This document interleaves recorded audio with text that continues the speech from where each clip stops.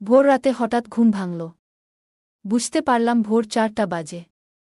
আমার মেয়ে রিয়া বলেছিল তাকে 5টার মধ্যে জিম ক্লাসে যেতে হবে। কিন্তু গভীর ঘুমে ডুবে যাওয়ায় দেরি হয়ে গেল। ভাবলাম রিয়া রাগ করবে। তাই হল ঘর থেকে ডাকতে চেয়েও সরাসরি তার ঘরের দিকে গেলাম। মনে হলো হয়তো সে নিজেই উঠে পড়েছে। ঘরের কাছে পৌঁছানোর পর দেখলাম দরজাটা খানিকটা খোলা। কেন জানি না, হঠাৎ আমার মনে হলো একটু সাবধান হওয়া উচিত। দরজার সামনে পৌঁছানোর আগে একটু থেমে গেলাম। তারপর ধীরে ধীরে পা বাড়িয়ে দরজার কাছে পৌঁছালাম।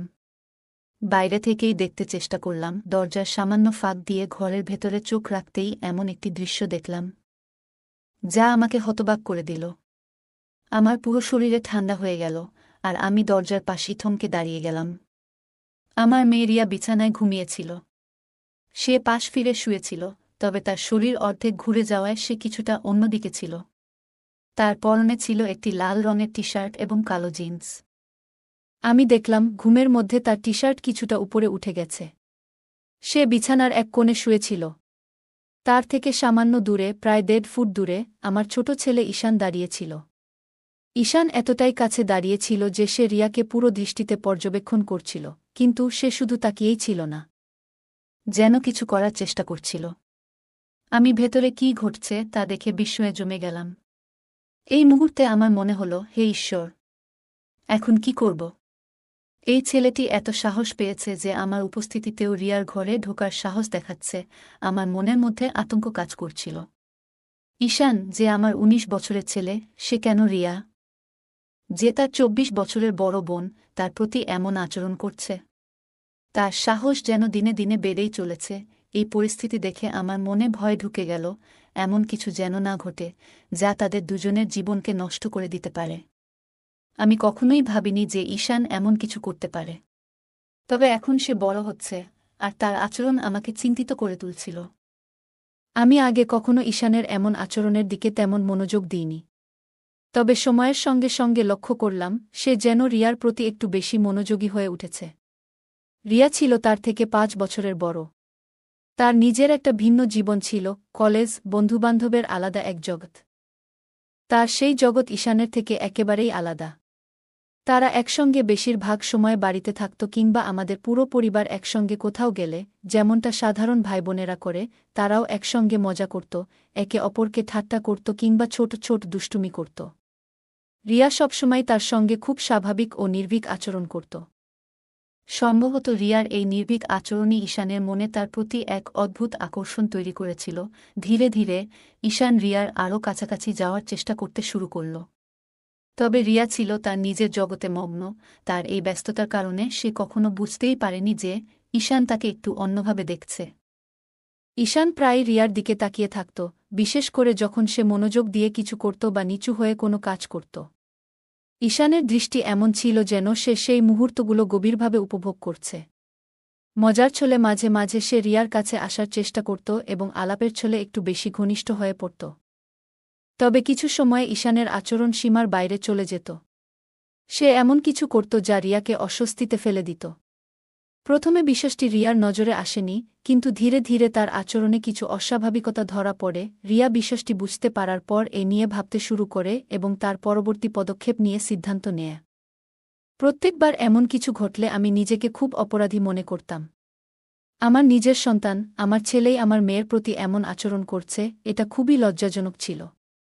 আমার পক্ষে এটা সহ্য করা কঠিন হয়ে পড়েছিল।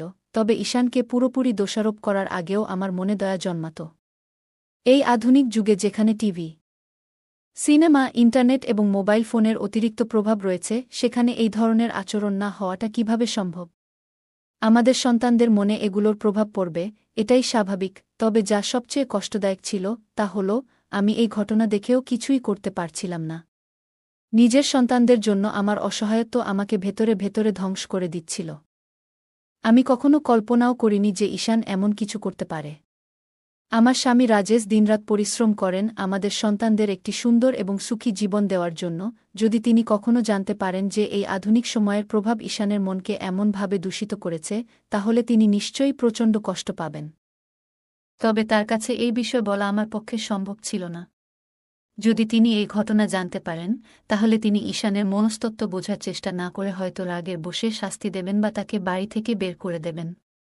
এমনটি আমি কখনোই চাইনি। আমি ভেবেছিলাম রিয়াকে সামান্য ইঙ্গিত দিয়ে বিষয়টি জানানো উচিত, যাতে সে সতর্ক থাকতে পারে এবং ঈশানের সঙ্গে একটু সাবধানতার সঙ্গে আচরণ করতে পারে। তবে এর আরেকটি বিপদও ছিল। রিয়ার মনে যদি ঈশানের প্রতি ঘৃণা জন্মায় তাহলে তাদের সম্পর্ক চিরতরে নষ্ট হয়ে যাবে। এমনকি যদি রিয়া রাগের মাথায় ঈশানকে কিছু বলে ফেলে তাহলে ঈশানও রেগে গিয়ে কোনো ভুল সিদ্ধান্ত নিতে পারে, যা তাদের ভবিষ্যতের জন্য ভয়াবহ হতে পারে। আমি কোনোভাবেই তাদের ভাই বোনের পবিত্র সম্পর্কের মধ্যে ফাটল ধরাতে চাইনি। তাই রিয়াকে কিছু বলার পরিবর্তে আমি নিজের মতো করে পরিস্থিতি সামলানোর সিদ্ধান্ত নিলাম। আমি ঠিক করলাম ঈশানকে ঠিক পথে আনার জন্য সময়মতো তাকে বোঝানোর চেষ্টা করব। এখন থেকে যখনই আমি লক্ষ্য করতাম যে ঈশান চুপি চুপি রিয়ার দিকে তাকিয়ে আছে, আমি কোনো না কোনো অজুহাতে তাকে সেই জায়গা থেকে সরিয়ে দিতাম। এতে করে তার আচরণ অনেকটাই নিয়ন্ত্রণে আসত। তবে আজকের ঘটনা আমাকে আরও সচেতন করে তুলল। আমি বুঝলাম বিষয়টি নিয়ে আমাকে আরও সতর্ক হতে হবে এবং উপযুক্ত সময়ে সঠিক সিদ্ধান্ত নিতে হবে। ঈশানের সাহস দেখে আমি বুঝতে পারলাম যে আর দেরি করা ঠিক হবে না। যদি সময়মতো আমি কোনো ব্যবস্থা না নিই তাহলে তার কাজ রিয়ার জীবনে বড় বিপদ ডেকে আনতে পারে। আমাকে কিছু একটা করতেই হবে। কিন্তু কিভাবে এ পরিস্থিতি সামাল দেব তা বুঝে উঠতে পারছিলাম না। আমার মনে হলো সঠিক পদ্ধতিতে তাকে বোঝালে সে স্বাভাবিক হতে পারে। তখন আমি যেটা ঠিক মনে করেছিলাম সেটাই করার সিদ্ধান্ত নিলাম। যদি আমি হঠাৎ করে রিয়ার ঘরে ঢুকে যাই তাহলে ঈশান ভয় পেতে পারে, আর রিয়া যদি তাকে এমন অবস্থায় দেখে ফেলে তাহলে সে আরও হতবাক হয়ে যেতে পারে। তাই আমি এমন কিছু করার সিদ্ধান্ত নিলাম যাতে ঈশান বুঝতে পারে যে আমি জেগে গেছি এবং তার ঘর ছেড়ে চলে যাওয়ার সময় এসেছে। এই ভাবনা থেকে আমি রান্নাঘরে গিয়ে ইচ্ছা করে একটি স্টিলের থালা ফেলে দিলাম। এতে বেশ বড়সড় শব্দ হল। আমার প্রত্যাশামতো কিছুক্ষণের মধ্যেই আমি দেখলাম ঈশানের ছায়া পাশের পথ দিয়ে চলে যাচ্ছে। তার চলে যাওয়া দেখে আমি স্বস্তি পেলাম। এরপর আমি রিয়াকে ডাকার জন্য তার ঘরের দিকে এগোলাম। ঘরে ঢুকে দেখি রিয়া তখনও গভীর ঘুমে। এত বড় আওয়াজ হওয়ার পরেও সে উঠে বসেনি। এটা দেখে আমি অবাক হলাম। মনে হলো সে এতটাই গভীর ঘুমে থাকে যে ঈশান সহজেই তাকে দেখতে বা স্পর্শ করার সুযোগ পেতে পারে। শেষমেশ আমি তার কাছে গিয়ে তাকে সরাসরি জাগানোর সিদ্ধান্ত নিলাম। আমি রিয়াকে ডেকে জ্বালালাম। সে ঘুম থেকে উঠে আমার দিকে রাগের দৃষ্টিতে তাকালো এবং দেরি হওয়ার জন্য আমাকে দোষ দিল। এরপর সে দ্রুত বাথরুমে ঢুকে গেল। আমি আবার আমার কাজে মন দিলাম। কিছুক্ষণ পরে দেখলাম ঈশান আবার রিয়ার ঘরের দিকে যাচ্ছে। আমি ভাবলাম হয়তো রিয়া তখনও প্রস্তুতি নিচ্ছে। তাই আমি ঈশানকে থামানোর জন্য ইচ্ছা করে একটু শব্দ করলাম। শব্দ শুনে ঈশান বুঝতে পারল যে আমি তার দিকে আসছি। সে আমার দিকে তাকালো, কিন্তু লজ্জায় তার চোখ নিচের দিকে ঝুঁকে গেল। এরপর সে দ্রুত তার ঘরে চলে গেল। আমি অপেক্ষা করতে লাগলাম রিয়ার বাইরে আসার। কিছুক্ষণ পর রিয়া পুরোপুরি প্রস্তুত হয়ে বাইরে এলো এবং আমাকে বিদায় জানিয়ে চলে গেল। তখন আমি ঈশানকে ডেকে হোলের দিকে নিয়ে আসতে চাইলাম, কিন্তু সে কোনো সাড়া দিল না। তখন আমি তার ঘরের দিকে গেলাম এবং দেখলাম সে ঘরে নেই। এরপর শুনতে পেলাম সে বাথরুমে আছে। আমি দরজার কাছে গিয়ে তার আওয়াজ শুনলাম, কিন্তু তাকে বিরক্ত না করে আবার হোলে ফিরে এলাম। কিছুক্ষণ পর ঈশান বাইরে এলো এবং বলল, মা, তুমি আমাকে ডেকেছিলে? আমি তাকে বললাম, হ্যাঁ, এখানে বসো। তোমার সঙ্গে কিছু কথা বলার আছে। আমার কণ্ঠের সুর শুনে ঈশান বুঝতে পারল আমি গুরুতর কিছু বলতে যাচ্ছি। সে কিছুটা অস্থির হয়ে ধীরে ধীরে আমার কাছে এসে বসল। আমি শান্তভাবে কথা শুরু করলাম, কিন্তু অল্প সময়ের মধ্যেই তাকে ভর্ৎসনা করতে শুরু করলাম। আমি রিয়ার ঘরে তার গোপনীয়তায় হস্তক্ষেপ করার বিষয়ে সরাসরি কিছু বলিনি, তবে ইঙ্গিত করলাম। আমি তাকে বোঝালাম যে আমি তার এমন আচরণ আগেও লক্ষ্য করেছি। ঈশান দ্রুত বুঝতে পারল যে তার কাজ আমার চোখে ধরা পড়েছে। ভয়ে তার মুখ শুকিয়ে গেল। আমি আরও কড়া সুরে বললাম, যদি সে আবার এমন কিছু করে, আমি তার বাবাকে সব বলে দেব। এই কথা শুনে ঈশান কেঁদে ফেলল এবং বলল, মা, প্লিজ, এমন কিছু করো না। আমাকে মাফ করে দাও। সে বারবার আমার কাছে ক্ষমা চাইতে লাগল এবং প্রতিশ্রুতি দিল যে সে আর কখনো এমন কিছু করবে না। সে আমার পা ধরে বলতে লাগল, আর কখনো এমন হবে না। একবার আমায় সুযোগ দাও। আমি তার আচরণ দেখে বুঝলাম সে তার ভুল বুঝতে পেরেছে। আমি তাকে শান্তভাবে বোঝালাম সে যা করছিল তা কতটা ভুল এবং এর ফল কত ভয়াবহ হতে পারত। আর যদি কেউ জানতে পারে তাহলে কতটা অসম্মান হবে। শেষমেশ আমি তাকে এই প্রতিশ্রুতি নিতে বাধ্য করলাম যে সে আর কখনো এমন কাজ করবে না। তারপর আমি তাকে আর বকাবকি করিনি। আমার মনে হলো সে এবার বুঝতে পেরেছে এবং এমন কিছু আর করবে না।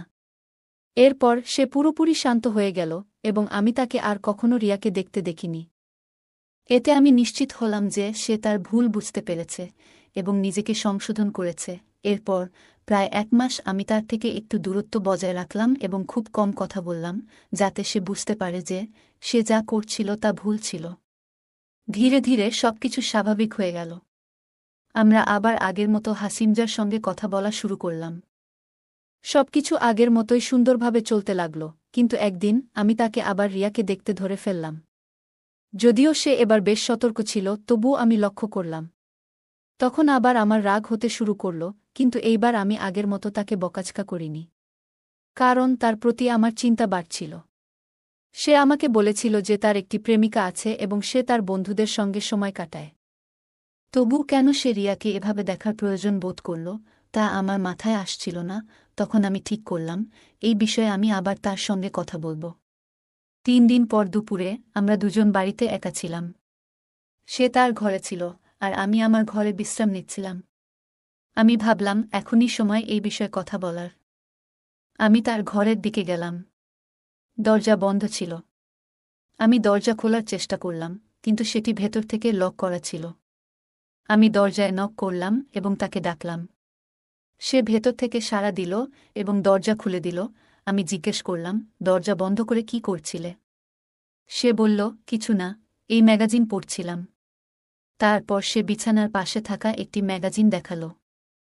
আমি মনে মনে ভাবলাম, যদি সে সত্যিই ম্যাগাজিন পড়ছিল তবে দরজা লক করার কি প্রয়োজন ছিল? নিশ্চয়ই অন্য কিছু হচ্ছিল। কিন্তু এইবার আমি শান্ত থাকতে চাইলাম এবং তাকে বোঝানোর সিদ্ধান্ত নিলাম আমি রিয়াকে নিয়ে কথা বলার জন্যই এসেছিলাম। তাই অন্য কিছু না বলেই আমি তার বিছানার পাশে গিয়ে জিজ্ঞেস করলাম, কোনো ম্যাগাজিন পড়ছ? তারপর তার হাত থেকে ম্যাগাজিনটি নিয়ে দেখতে শুরু করলাম। এটি তার কলেজের একটি বুলেটিন ছিল, যেখানে ছাত্রদের লেখা প্রবন্ধ, গল্প এবং কবিতা ছিল। আমি ম্যাগাজিনটি তাকে ফেরত দিয়ে জিজ্ঞেস করলাম, কোনটা পড়ছিলে এতে? ম্যাগাজিন খুলে সে একটি প্রবন্ধ দেখিয়ে বলল, এইটা পড়ছিলাম। আমি বললাম, ঠিক করে বলো তো, কি আছে এতে? তারপর আমি তার পাশে বিছানায় একটু জায়গা নিয়ে শুয়ে পড়লাম। আমার ছেলে বিছানায় চিত হয়ে শুয়েছিল আর আমি তার পাশে শুয়ে থেকে সেই প্রবন্ধটি দেখতে লাগলাম। আমরা একসঙ্গে সেই প্রবন্ধটি পড়তে শুরু করলাম। ঈশান বলল, এতে আর কিছু মজার নেই। তুমি কি পড়তে চাও? তারপর সে ম্যাগাজিনটি আমার হাতে দিয়ে দিল। আমি বিছানার কিনারায় শুয়ে বললাম, মনে হচ্ছে পড়তে পড়তে পড়ে যাব। এই কথা বলতেই ঈশান তাড়াতাড়ি আমাকে ধরে ফেলার জন্য হাত বাড়াল, কিন্তু অসাবধানতাবশত তার হাত আমার বুকের উপর পড়ে গেল। এরপর সে অন্য হাতে আমার কবজি ধরে আমাকে উপরে টেনে তুলল। তার এই আচরণে আমার মধ্যে এক অদ্ভুত শিহরণ জেগে উঠল। ঈশানও খুব বিব্রত দেখাচ্ছিল। সে মুখে বলল, মা, আমি হেসে বললাম, আরে কোনো ব্যাপার না, বরং তোমাকে ধন্যবাদ বলা উচিত। তুমি যদি আমাকে না ধরতে তাহলে আমি পড়ে যেতাম। আমার কথায় ঈশানও হেসে উঠল আর পরিবেশ হালকা হয়ে গেল। আমি তাকে বললাম, এবার এটা আমাকে পড়ে শোনাও।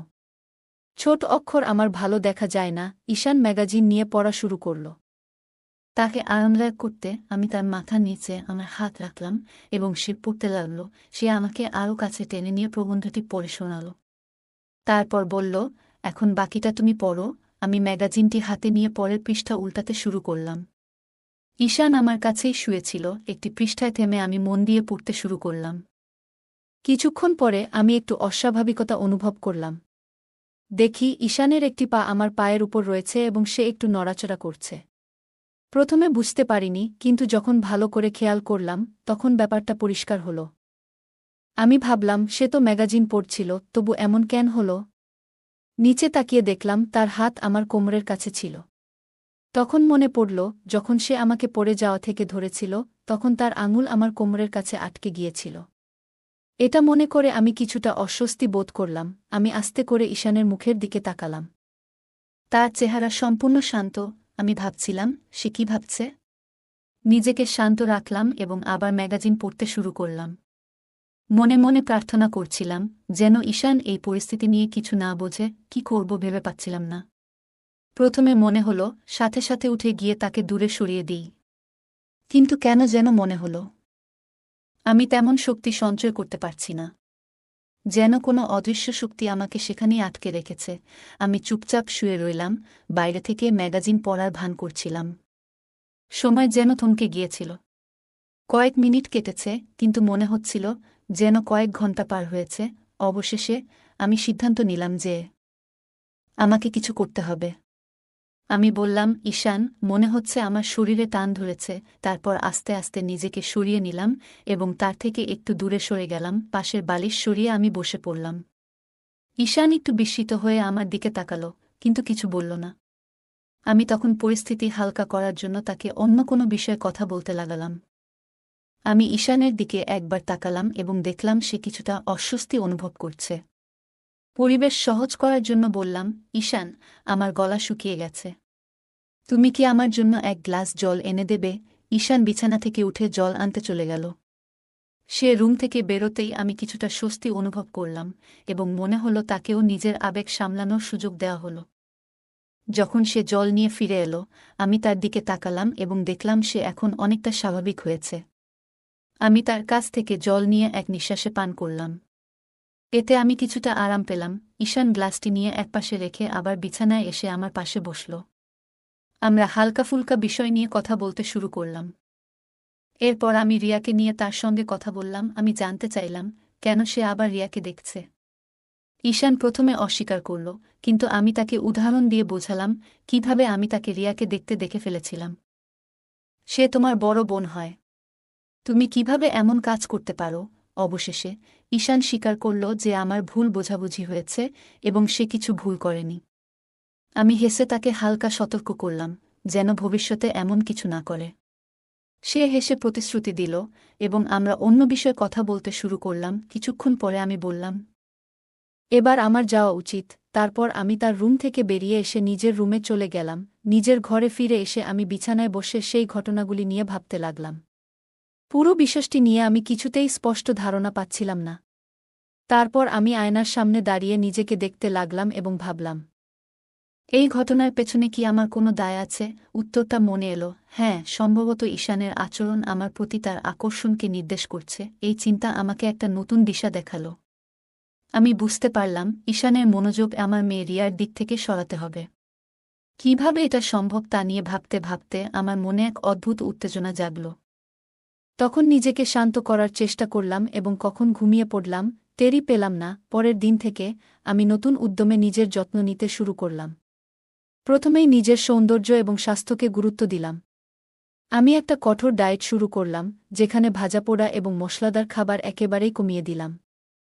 বাড়িতেই ট্রেডমিল, সাইক্লিং এবং যোগব্যায়াম করতে লাগলাম। 1 মাসের মধ্যেই আমার এই প্রচেষ্টার ফলাফল দেখতে পেলাম। আমি আগের তুলনায় অনেকটা স্লিম হয়ে গেলাম। নিজেকে আয়নায় দেখে মনে হচ্ছিল আমি অনেকটা আত্মবিশ্বাস ফিরে পেয়েছি। এবার আমি আগের মতো ঢিলেঢালা পোশাক পরা বন্ধ করলাম এবং ফিটিংয়ের পোশাক পরা শুরু করলাম। অনেক দিন পর আমি আবার আমার প্রিয় বেনারসি শাড়ি পরতে শুরু করলাম। এই পরিবর্তন আমাকে প্রচণ্ড আনন্দ দিয়েছিল। 2 সন্তানের মা হওয়ার পর সংসারের দায়িত্বে আমি নিজের দিকে খেয়াল রাখা ভুলেই গিয়েছিলাম। কিন্তু এখন আমি নিজের জন্য সময় বের করতে শুরু করলাম। হালকা মেকআপ এবং লিপস্টিক লাগানোও শুরু করলাম। আমাদের বাড়ির কাছেই একটা পার্লার ছিল, যেখানে মাঝে মাঝে যেতে শুরু করলাম। আমার এক বান্ধবী একটি বিউটি পার্লার চালায়। অনেক দিন ধরে সে আমাকে সেখানে যাওয়ার জন্য বলছিল, কিন্তু আমি সবসময় এড়িয়ে যেতাম। তবে এবার আমি তার কথায় সাড়া দিলাম এবং তার পার্লারে গিয়ে ফেসিয়াল ও ব্লিচিং করাতে শুরু করলাম। এরপর চুল ছোট করে কাটিয়ে রং করালাম এবং একটি নতুন হেয়ারস্টাইল তৈরি করলাম। এই পরিবর্তন আমার চেহারাকে আরও আকর্ষণীয় করে তুলল। মাত্র 1 মাসের মধ্যেই আমার পুরো চেহারা এবং ব্যক্তিত্ব বদলে গেল। আমার এই পরিবর্তন সকলের নজরে পড়ল। সবাই আমাকে বলল যে আমি আগের চেয়ে অনেক সুন্দর এবং আধুনিক দেখাচ্ছি। আমার এই নতুন রূপ বিশেষ করে আশেপাশের পুরুষদের এবং যুবকদের দৃষ্টি আকর্ষণ করতে শুরু করল। যখনই আমি বাইরে যেতাম, লোকেরা আমাকে দেখে প্রশংসা করত, আর এতে আমার ভীষণ আনন্দ হতো। বাজারে গেলে অনেকের দৃষ্টি আমার দিকে থাকত এবং আমি এটি উপভোগ করতাম। আমার এই পরিবর্তনের সবচেয়ে বড় প্রভাব পড়ল আমার ছেলে ঈশানের উপর।